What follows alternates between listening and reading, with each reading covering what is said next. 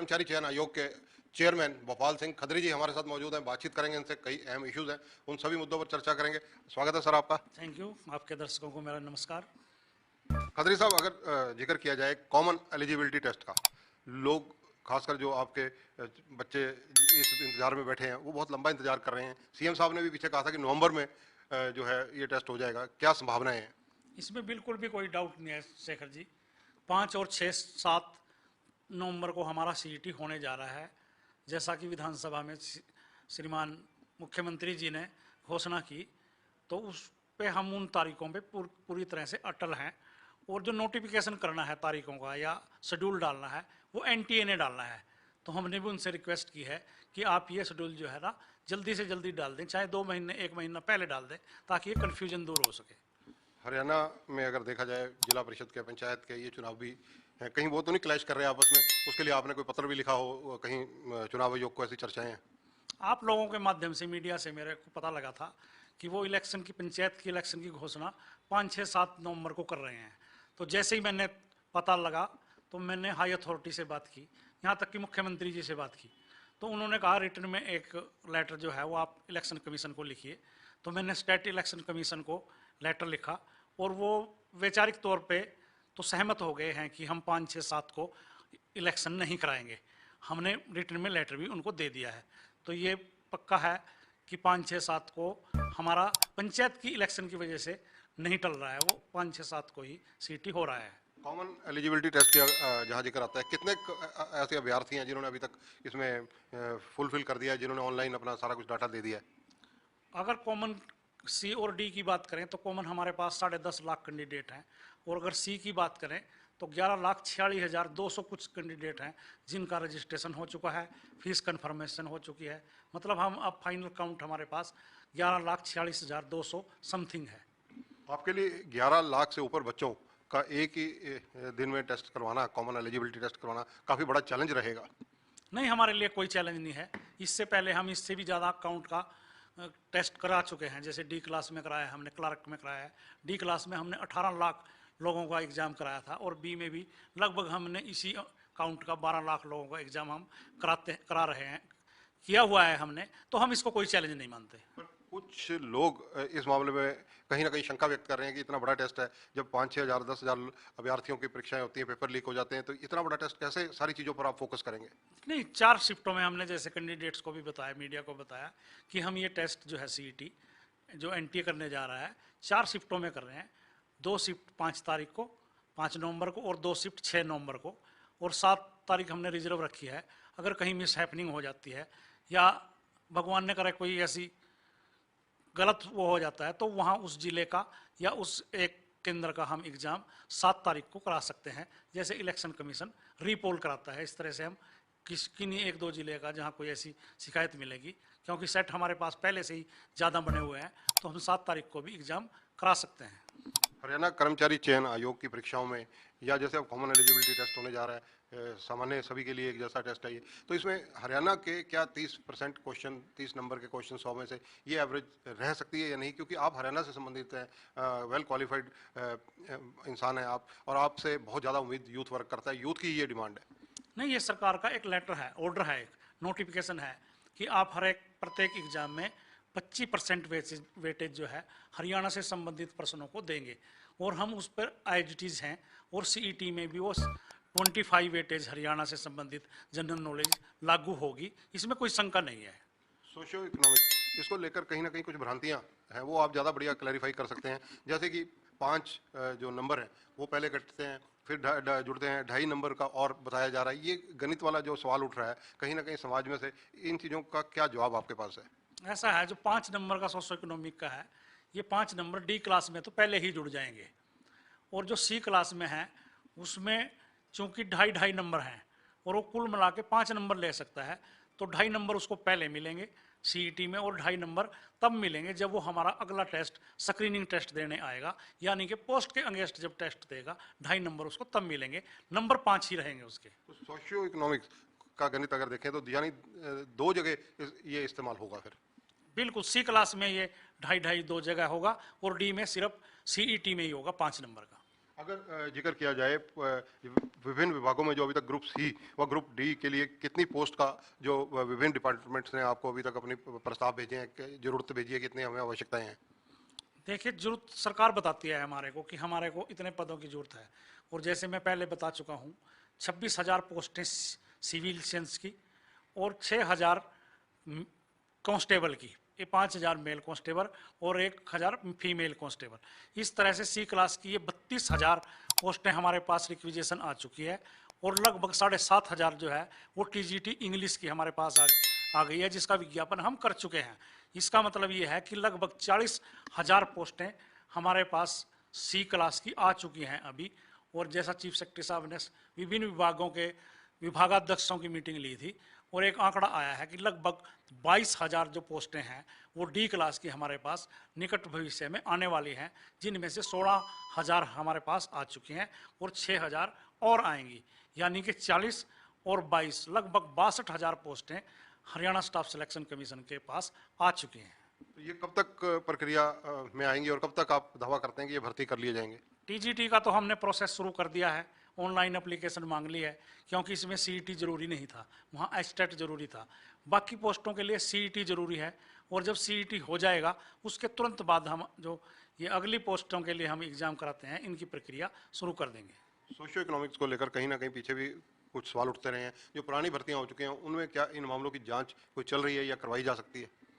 बिल्कुल मामलों की जांच हो रही है और साथ ही जब हमारा रिजल्ट आता है हम एक कॉपी सीआईडी हरियाणा पुलिस को भेज देते हैं और सीआईडी हर एक बच्चे के घर जाके ये वेरीफाई करती है कि जो इसने क्लेम किया था वो सही है या नहीं है। और सीआईडी की रिपोर्ट आने के बाद हम बच्चों से फिर एफिडेविट लेते हैं। हम क्या जिस विभाग में उसकी अपॉइंटमेंट हुई है वो एफिडेविट लेते हैं। अगर इसमें कोई वेरिएशन होता है और 5 नंबर उसने फेक लिए हैं तो उसको बिल्कुल हम सिलेक्शन से बाहर करते हैं। सीईटी का जहाँ तक चर्चा है उसको लेकर कहीं ना कहीं क्वालिफाइंग नेचर डेवलप उसमें किया जाए, उसको लेकर आपकी क्या रणनीति रहेगी? देखिए, अभी तो सीईटी का जो एग्ज़ाम होगा उसमें क्वालिफाइंग 50% जनरल और 45% जो है रिजर्व, 40% रिजर्व कैटेगरी के लिए रखा गया है। जो फर्दर टेस्ट होगा उसमें क्वालिफाइंग के लिए कुछ इशू हैं और मुझे उम्मीद है कि वो मैं एग्ज़ाम कराने से पहले सरकार से बिल्कुल क्लियर करा लूँगा। हरियाणा कर्मचारी चयन आयोग ने आपके माध्यम से ही आपने हमारे दर्शकों को ये सबसे पहले सूचना दी थी, एक टोल फ्री नंबर जारी किया था। उस टोल फ्री नंबर का उपयोग कैसे रहा, कितना उपयोगी रहा, उस पर आई शिकायतों का निवारण कैसे किया गया, क्या रहा उसका? हमने जो टोल फ्री नंबर दिया था उसकी बहुत अच्छी परफॉर्मेंस है और लगभग हमारे पास अभी तक 4,000 के करीब जो है इंक्वायरीज आई हैं, विभिन्न इंक्वायरी। और मुझे बताते हुए खुशी हो रही है कि इन 4,000 में से लगभग 3500 के करीब जो है लोगों की इंक्वायरी का हमने जवाब दे दिया है। कुछ इंक्वायरी ऐसी हैं जो कॉन्फिडेंशियल होती हैं, उनको हम दे नहीं सकते।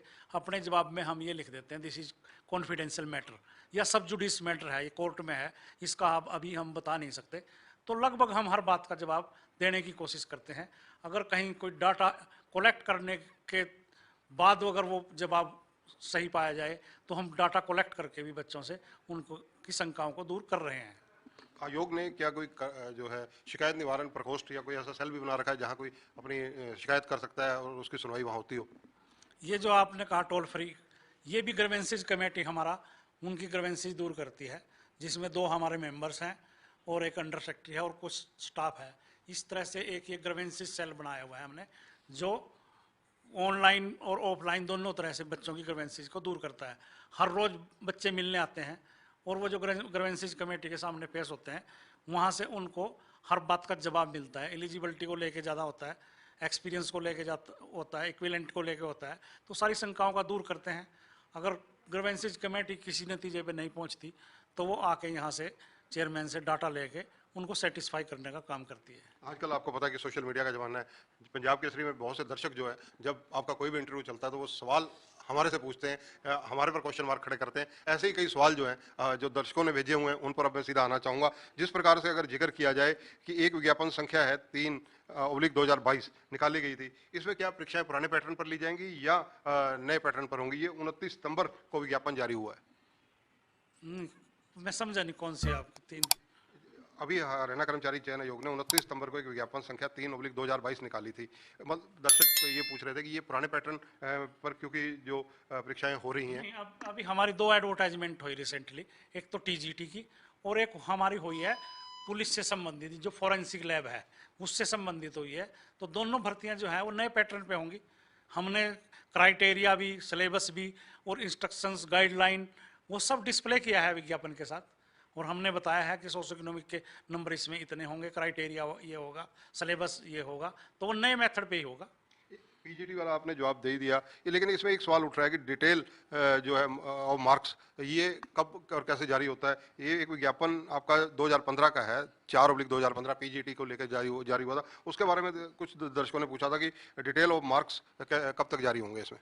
ऐसा धरनी जी, हमने सब रिजल्ट्स के रिजल्ट जो डिटेल रिजल्ट है ना वो जारी कर दिए हैं। अगर कोई रहता है तो वो कोर्ट में केस होगा जिसमें हम सारी इन्फॉर्मेशन अभी बच्चों को नहीं दे सकते। एक केस चल रहा है सुप्रीम कोर्ट में पीजीटी को लेके, उनके कोई 2-4 सब्जेक्ट हैं ऐसे जिनका रिजल्ट हमने नहीं डाला। और आपकी जानकारी के लिए और कैंडिडेट की खुशी के लिए मैं बताना चाहता हूं कि हमने अब फैसला लिया है कि हम हर सब्जेक्ट का जो रिजल्ट आएगा उसका डिटेल रिजल्ट 48 घंटे के अंदर अंदर जो है हम बच्चों को बताएंगे। और उनको सबको उनके नंबर बताएंगे और एलिजिबल हैं, नॉट एलिजिबल हैं ये भी बताएंगे। पहले हम ये बताते थे नॉट एलिजिबल हैं, तो अब हम कारण भी बताएंगे कि आप नॉट एलिजिबल क्यों हैं। मंडी बोर्ड में पीछे क्लर्कों की भर्ती और इसी प्रकार से जो मत्स्य विभाग में भर्तियों को लेकर कुछ दर्शकों ने ये भी आपसे जानकारी लेनी चाहिए, जो हमारे माध्यम से उन्होंने पूछा है कि जो कॉमन एलिजिबिलिटी टेस्ट है, क्या ये ऑफिशियल नोटिफिकेशन में जो है उसमें इसका जिक्र नहीं है, तो ये सीईटी के तहत होंगे या विदाउट होंगे। नहीं, जो भी हमारे पास डिमांड पहले आई थी और सीटी जब आया उससे पहले जो भी डिमांड थी वो एक तरह से विड्रॉल हो गई थी, यानी कि हमने सरकार को सारी पोस्टें वापस कर दी थी। और अब हमारे पास सीईटी के क्राइटेरिया के हिसाब से ही रिकमेंडेशन आई हुई है, तो वो सीईटी लागू होगा उन पे। अब जो भी भर्ती होगी सब पे सीईटी ही लागू होगा। आईटीआई के इंस्ट्रक्टर के रिजल्ट भी अभी आए हैं जिनमें कई बच्चों के 90 में से 90 अंक आए हैं, तो ये कहीं ना कहीं संकेत करते हैं कि कोई उनमें किसी ने तारपीड़ो तो नहीं किया, कोई नकल तो नहीं की, कोई और कोई इसमें मामला तो नहीं मिला। नहीं, अभी आपने JEEE और नीट के पेपर देखे होंगे, सीबीएसई के पेपर भी देखे होंगे, 100 में से 100 आ जाते हैं नंबर। और ये ऑनलाइन पेपर था। ऑनलाइन पेपर में चूंकि कितनी ही बार वो करेक्शन करे, ऑफलाइन में कमी क्या है कि अगर वो एक बार उसने जो बबल्स भर दिया उसके बाद वो चेंज नहीं कर सकता। अगर वो डबल करेगा 0 हो जाएगी, उसको स्क्रैच या टेम्परिंग करेगा तो रिजेक्शन जोन में पहुंच जाएगा। ऑनलाइन पे उसके पास पूरी छूट होती है जब तक भी एग्जाम वो दे रहा है कि वो अपना आंसर बदल सकता है। तो इसलिए 100 में से 100 नंबर आ सकते हैं और कई सब्जेक्टों में हमने देखा कि वो आए हुए हैं। सब इंस्पेक्टर पुलिस की भर्तियों को लेकर भी कुछ दर्शक जानना चाहते हैं। सब इंस्पेक्टर की अभी हमारे पास हरियाणा पुलिस की तरफ से कोई डिमांड नहीं आई है। जैसा कि मैंने आपको बताया कि 5000 मेल कांस्टेबल और 1000 फीमेल कांस्टेबल की हमारे पास भर्ती करने के लिए मांग आई है। सब इंस्पेक्टर के लिए अभी हमारे पास कोई ऐसी रिक्वेजेशन या डिमांड पुलिस विभाग की तरफ से नहीं है। पुलिस भर्ती को लेकर पिछले जो मामला रहा, सारा घटनाक्रम सभी लोग जानते ही हैं, उसमें जो परिस्थितियां रही, मामले कोर्ट में भी पहुंचे। अब आपने जब लिस्टें बच्चे चयनित किए, लिस्टें सार्वजनिक की, तो वो कोर्ट में क्या उन चीज़ों की पैरवी प्रॉपरली हो रही है। देखिए, जिस तरीके से हमने रिजल्ट निकाला था वो नॉर्मलाइजेशन से था। और नॉर्मलाइजेशन का फार्मूला भी जो था वो इक्वी परसेंटाइल नॉर्मलाइजेशन था, जो पूरे देश में हर रिक्रूटमेंट एजेंसियां करती रही हैं। उसको लेके कुछ बच्चों ने कोर्ट में जाके उसको चैलेंज किया और हम कोर्ट में जाके बार बार समझाते रहे कि इस तरह से ये रिजल्ट तैयार होता है। कोर्ट को अभी भी कुछ शंकाएं हैं, तो 24 अक्टूबर को उन्होंने स्टैटिकल इंस्टीट्यूट ऑफ इंडिया और जो हरियाणा भारत सरकार का staff selection commission of India है उसके एक्सपर्ट को बुलाया है कि नॉर्मलाइजेशन से कैसे रिजल्ट तैयार होता है। आके हमारे को और जो हमारे पटिशनर हैं उनको संतुष्ट कर दें, उनको आप बता दें कि क्या तरीका आप अपनाते हैं। तो वो 24 अक्टूबर को दोनों एजेंसियां कोर्ट में पेश होंगी और अपनी बात रखेंगी। और मुझे पूरी उम्मीद है कि उनकी दलीलों जब वो देंगे तो कोर्ट और कैंडिडेट उन दलीलों से संतुष्ट होंगे और कोर्ट ने जो स्टे लगाया हुआ है शायद वो 24 अक्टूबर को हट जाएगा और बच्चों को एक खुशी मिलेगी। जो भर्तियां रद्द होती हैं या रद्द हुई हैं पिछले दिनों में, उन बच्चों ने जिन्होंने कुछ भी फीस भरी हुई है उनकी रिफंड करने का कई बच्चों को शिकायत है कि रिफंड नहीं हो पा रही। नहीं, फीस रिफंड का भी हमने ऑप्शन दिया था। और नंबर 2 हमने ये कहा है कि ये हमने या सरकार ने विड्रॉल कर ली थी पोस्टें, अब हमने इनको नए सिरे से एडवर्टाइजमेंट कर रहे हैं, तो आपको जो एज रिलैक्सेशन है वो उसी हिसाब से मिलेगा जो पहले आपने अप्लाई किया था। और अब आपने दोबारा भी फीस भरने की जरूरत नहीं है, क्योंकि सीईटी की फीस 500 रुपये थी, अगर उन्होंने कोई 250 रुपये या 150 रुपये भरे थे, जितना वेरिएशन आ रहा है उनका बैलेंस बच रहा है, तो हमने एक पोर्टल खोल रहे हैं जिसमें हम उनकी फीस भी वापस करेंगे और एज रिलैक्सेशन तो हम उनका उसी हिसाब से काउंट करेंगे जब उन्होंने फार्म पहले भरा था। अगर वो अब ओवरेज हो गया है तो कोई बात नहीं, जब पहले उसने फार्म भरा था अगर वो उस टाइम ओवरेज नहीं था तो हम उसको एलिजिबल मानेंगे, ना कि नॉट एलिजिबल। मार्च 2023 तक, 31 मार्च 2023 तक अगर मोटा मोटा आंकड़ा पूछा जाए कि कितनी भर्तियां आप तब तक कर लेंगे? ये जो आपका क्वेश्चन है ये सीटी के ऊपर आधारित है, क्योंकि नवंबर में सीटी एनटीए ने लेना है और हम देखते हैं कि सीटी का रिजल्ट वो कब देते हैं, क्योंकि हमारा अगला प्रोसेस जो है, हमारा कदम जो है वो सीटी के रिजल्ट के बाद शुरू होगा।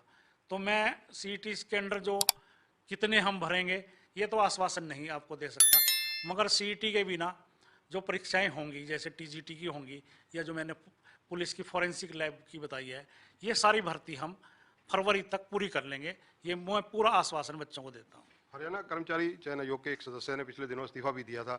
एक विधायक पुत्र ने भी आरोप लगाए थे, उसमें मुकदमा भी दर्ज हुआ है। डायरेक्टली उनके खिलाफ तो नहीं है, लेकिन चयन बनती है सारे मामले। जब ऐसी बातें उठती हैं तो हरियाणा कर्मचारी चयन आयोग की तरफ भी उंगली उठती है। आपने बहुत सख्ती से काम किया है, यहाँ पर बहुत ईमानदारी से सारी चीज़ें व्यवस्थित करने की कोशिश की है, इस पर आपकी टिप्पणी चाहूँगा। देखिए, मैंने बार बार आप लोगों के माध्यम से भी कहा है कि जो बच्चे मेहनत कर रहे हैं उनकी मेहनत बेकार नहीं जाएगी और पूरी ईमानदारी से, पारदर्शिता से और निष्पक्षता से भर्ती होगी। कोई भी बच्चा कैंडिडेट किसी इफ एंड बट के चक्कर में ना पड़े। कोई भी किसी अगर कोई लालच देता है कि मैं पैसे लेके आपका काम करा दूंगा, मेरे चेयरमैन से या मेंबर से या कर्मचारी से या सेक्रेटरी से कोई जान पहचान है, तो मैं आपके माध्यम से रिक्वेस्ट करूंगा कि वो किस तरह के बिल्कुल बहकावे में ना आए। अभी आपने देखा कि विधायक के बेटे से ही पैसे ले लिए, सोशल मीडिया, अखबारों में विपक्ष ने, सब ने कहा इसका मतलब तो खर्ची फर्ची चल रही है। तो शेखर जी, अगर खर्ची पर्ची चल रही होती तो वो कैंडिडेट आज भर्ती होते। इसका मतलब यह है कि खर्ची पर्ची नहीं चली, वो सिर्फ ठगी का शिकार हुए हैं। तो आपके माध्यम से सब बच्चों से मेरी रिक्वेस्ट है कि वो ठगी का शिकार ना हो, और जो बच्चे इस तरह के इफ एंड बट से या गलत तरीके से हरियाणा की नौकरी पाना चाहते हैं, उन सब से मेरी रिक्वेस्ट है कि वो दिन अब लद गए हैं। आप अपना छोटा मोटा बिजनेस कर लीजिए, हरियाणा में अब योग्य व्यक्ति को ही नौकरी मिलेगी, ये मैं पूरा आश्वासन देता हूँ, अपने लेवल पे भी, माननीय मुख्यमंत्री जी के लेवल पर भी और सरकार के लेवल पर। आखिरी सवाल एक बार फिर से कॉमन एलिजिबिलिटी टेस्ट पर। कॉमन एलिजिबिलिटी टेस्ट के लिए डेट्स कौन सी निर्धारित हुई हैं? 5, 6, 7 नवंबर। और अभी आज एक नया क्वेश्चन आ गया है कि आदमपुर का चुनाव आ गया है, तो आदमपुर चुनाव की कोई आचार संहिता हमारे ऊपर लागू नहीं होती, क्योंकि हमारा जो प्रोसेस है वो पहले से ही चल रहा है। ये कोई ना नई घोषणा है, ना ये कोई लालच है। और जिस दिन इलेक्शन की काउंटिंग हो रही होगी उस दिन हमारा पेपर हो रहा होगा। इसका मतलब ये है कि हमारा कोई कैंडिडेट भी इससे प्रभावित नहीं होता, क्योंकि जिस दिन पोलिंग है उस दिन पेपर नहीं है, काउंटिंग वाले दिन है। तो इससे कोई बच्चा भी प्रभावित नहीं होता। ये नहीं कह सकता कि मैं तो आदमपुर में उस दिन वोट डालना था। काउंटिंग है तो काउंटिंग तो एजेंट करेंगे, तो मैं रिक्वेस्ट है कि वो एजेंट ना बने ऐसे कैंडिडेट जो एग्जाम देना चाह रहे हैं।